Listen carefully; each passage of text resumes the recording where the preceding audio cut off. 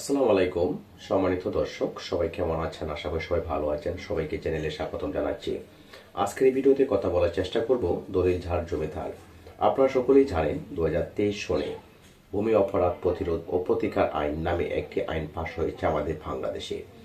সে আইনের আলোকে আপনি সঠিক মালিকানা পেতে পারেন যদি আপনার সঠিক দলিল থাকে। অর্থাৎ এই আইনের মূল ভাষ্য হলো দলিল ঝাড় জমিদার।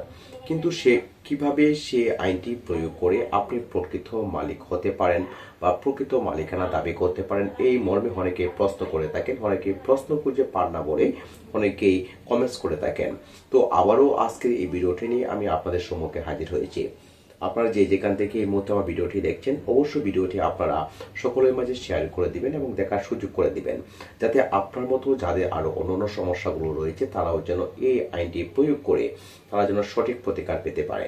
সময় দর্শক, 2023 সনে ভূমি অপরাধ প্রতিরোধ ও প্রতিকার আইন নামে যে আইনটি আমাদের দেশে পাশ হয়েছে, অবশেষে 2024 সনে এই আইনের অর্থাৎ ভূমি অপরাধ প্রতিরোধ ও প্রতিকার আইনের বিধিমালা প্রকাশিত হয়েছে। এই আইনের বিধিমালা মতে আপনি মামলা দায়ের করতে পারবেন এবং সঠিক প্রতিকার পেতে পারেন। ভূমি অপরাধ প্রতিরোধ ও প্রতিকার আইনের যে 8 নম্বর সেকশনটি আছে, সেখানে আপনারা দেখবেন 3 মাসের ভিতরে আপনার যদি কোনো সম্পত্তি বেদখল যদি থেকে থাকে, তাহলে সেই সম্পত্তিটা আপনি উদ্ধার করে নিয়ে আসতে পারবেন। এছাড়াও এই ভূমি আইনের 4 ও 5 ধারাতে বলা হয়েছে ভূমি সংক্রান্ত প্রতারণা ও ভূমি সংক্রান্ত জালিয়াতি।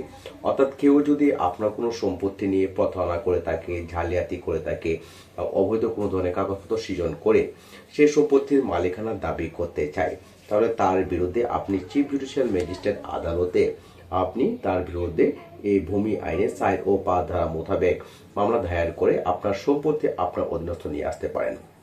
এখানে কোনো ধরনের বাধা সৃষ্টি করতে পারবে না। এখানে শুধু একটি কাগজের প্রয়োজন পড়বে, যে আসলে আপনি যে সম্পত্তির বৈধ মালিকানা পেয়েছেন বা আপনার যে সম্পত্তির বৈধ মালিকানা আছে, সেই ডকুমেন্টগুলো আপনার সাবমিট করতে হবে। সঠিক কাগজপত্র যদি আপনি সাবমিট করতে পারেন, সঠিক কাগজপত্র যদি আপনি উপস্থাপন করতে পারেন, তাহলে আপনার সম্পত্তি কেউ কোনোভাবেই আপনাকে সেখান থেকে বেদখল করতে পারবে না। সময় দর্শক, এই আইনে বেশ কিছু গুরুত্বপূর্ণ আইনের সেকশন নিয়ে আলোচনা করা হয়েছে। অর্থাৎ আপনার সম্পত্তি যদি কেউ অন্যায়ভাবে জোরপূর্বক বেদখল করে রাখে, কেউ যদি কোনো ধরনের ভুয়া জালিয়াতি কাগজপত্র তৈরি করে যদি সে সম্পত্তি দখল নিতে চায়, এছাড়াও আরও অনেক ধরনের সমস্যা নিয়ে এই আইনটি আমাদের দেশে পাশ করা হয়েছে। ইতিমধ্যে আমাদের বাংলাদেশে বিভিন্ন আইন আদালতে বা বিভিন্ন কোর্টে এর মামলা চলমান রয়েছে। অনেকে প্রতিকার পাচ্ছে, আমি বিভিন্ন সোশ্যাল মিডিয়াতেও দেখেছি অনেকে এই মামলা দায়ের করে তাদের দখল পর্যন্ত ফিরে পেয়েছে। এছাড়াও 7 ও 8 ধারার দরখাস্ত আপনারা এক্সিকিউটিভ ম্যাজিস্ট্রেট অর্থাৎ আপনি যে জেলায় বসবাস করেন সেই জেলায় জেলা প্রশাসকের নিকট এর মর্মে আবেদন করে আপনি সঠিক প্রতিকার পেতে পারেন। কিভাবে আবেদন লিখতে হয় সেই ফর্মেট যদি আপনারা পেতে চান, তাহলে আমাকে কমেন্টস করে জানাবেন। সকলের সুস্বাস্থ্য দিক কামনা করছি। ধন্যবাদ সকলকে, ভালো থাকবেন। আল্লাহ হাফেজ।